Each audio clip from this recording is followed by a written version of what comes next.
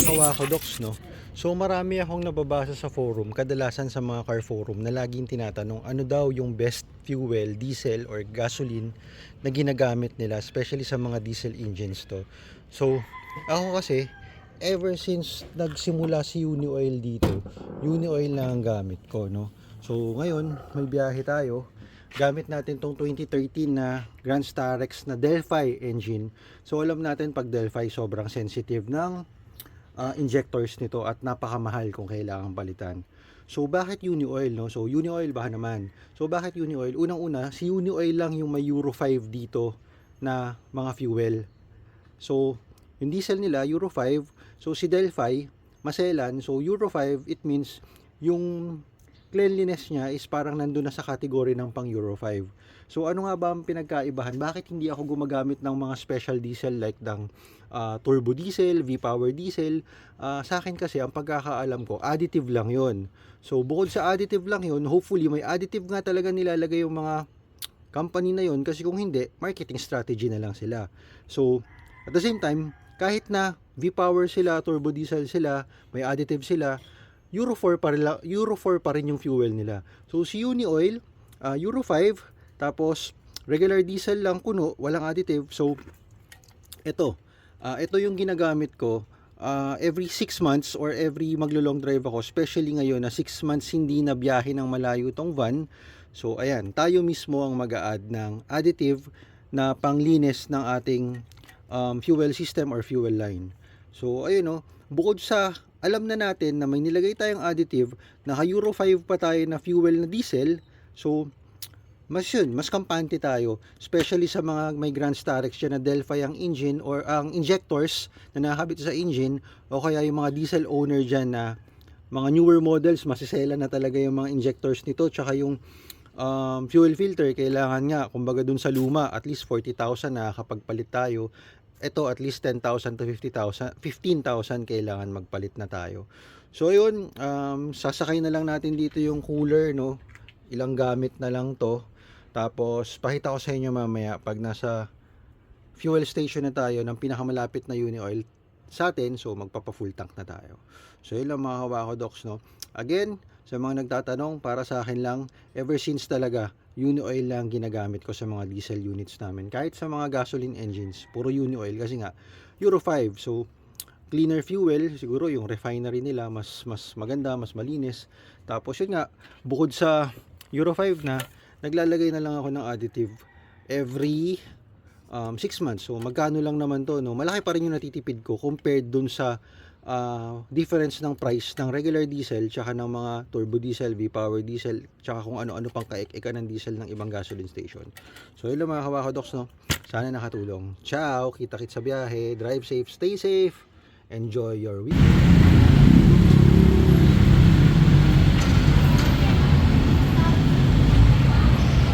So yan mga kawakodoks, no? Nasa Unioil na tayo.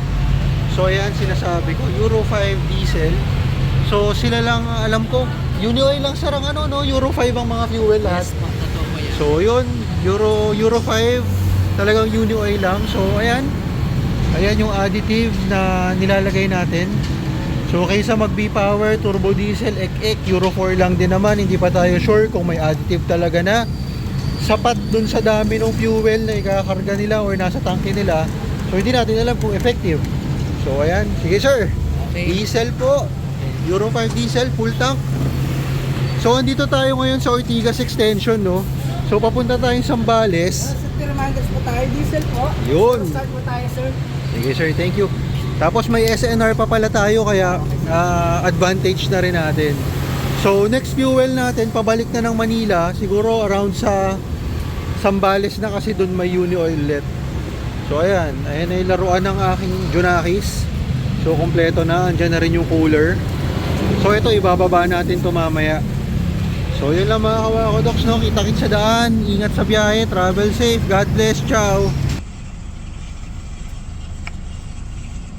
So yan mga kawakodoks, no? Reset na natin. So yung 588.9 na yan pa yung galing kaming Sambales 6 months ago na balikan. So ngayon lang ulit kasi ito lalayo. Usually paikot-ikot lang to sa subdivision para sa car wash. So kanina bago tayo magpa-diesel, nasa above 1/4, gitna siya ng 1/4 and 1/2. So nakabalik kaming Zambales before, nasa half tank to. So yun, paikot-ikot ng 6 months, yun lang yung nabawas. So ayun, so pabalik na ng Subic yung uni oil natin ulit na fuel, no. So yun lang, ciao. Reset na natin. So what's up mga kawakodoks, no? So ayan, we've traveled 314.8 kilometers since nagpa-fuel tayo dun sa Uni Oil Ortigas. So may below 3/4 pa tayo na natitirang fuel. Ayan, andito pa rin tayo sa Zambales, no? So on the way na tayo pabalik, 9:52. Maliligo na lang ako, then take off na tayo, naayos ko na rin yung gamit. Then siguro papa-fuel tayo sa Uni Oil SBMA. Usually 1,000 lang pinapakarga ko kasi hindi naman na magagamit ulit to ng matagal. So ayan, tignan natin kung gaano pa karami yung maiiwan. Madalas, hindi ko lang alam ngayon kasi ang taas ng prices ng fuel, no. So madalas may naiiwang below half tank pagdating Manila na nakapagpakarga na ako ulit ng 1,000 pesos sa SBMA. So yun lang mga kawakodoks, no. Ciao, kita-kits sa daan, drive safe lagi. Isipin din natin yung mga makakasabay natin sa daan. Safe trip lahat. Happy Sunday, God bless po. So ayan mga kawakodoks, no, pakarga tayo ulit ng 1,000 pesos.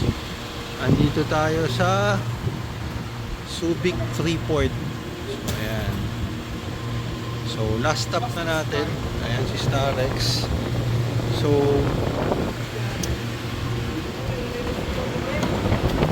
may half tank pa kanina eh.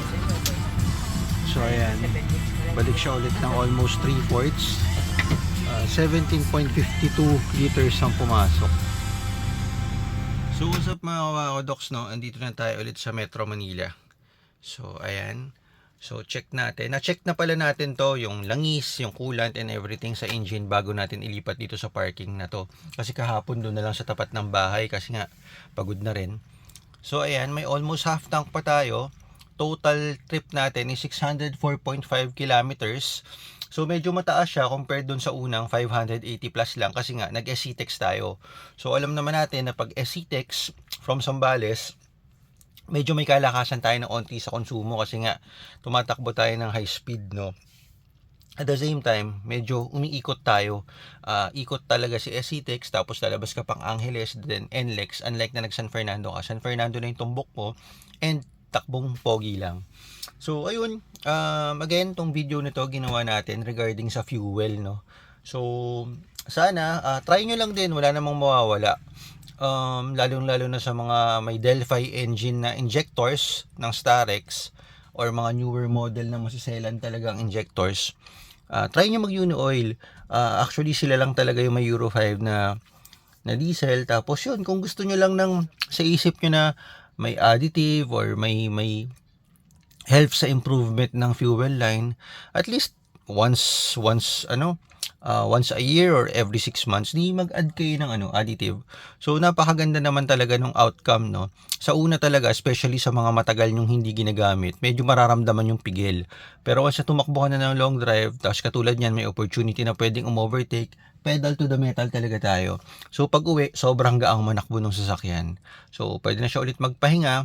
So after a week or two, babalik na naman tayo doon para magdala ng gamit. So hindi ko alam kung ito yung gagamitin or magpapahinga na naman siya, at ayan, si Gulp na naman yung tatakbo. So again mga kawakodoks, no, maraming salamat sa mga nanood nito. Kita-kits sa kalye, drive safe always. Uni Oil bah naman.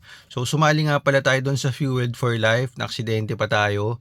Minor lang naman, gamit natin yan si Gulp, kaso nga hindi talaga kinaya. Knowing napakalakas na yan sa gasolina, hindi pa tayo pumesto sa top 30. So congrats ulit doon sa mga nanalo.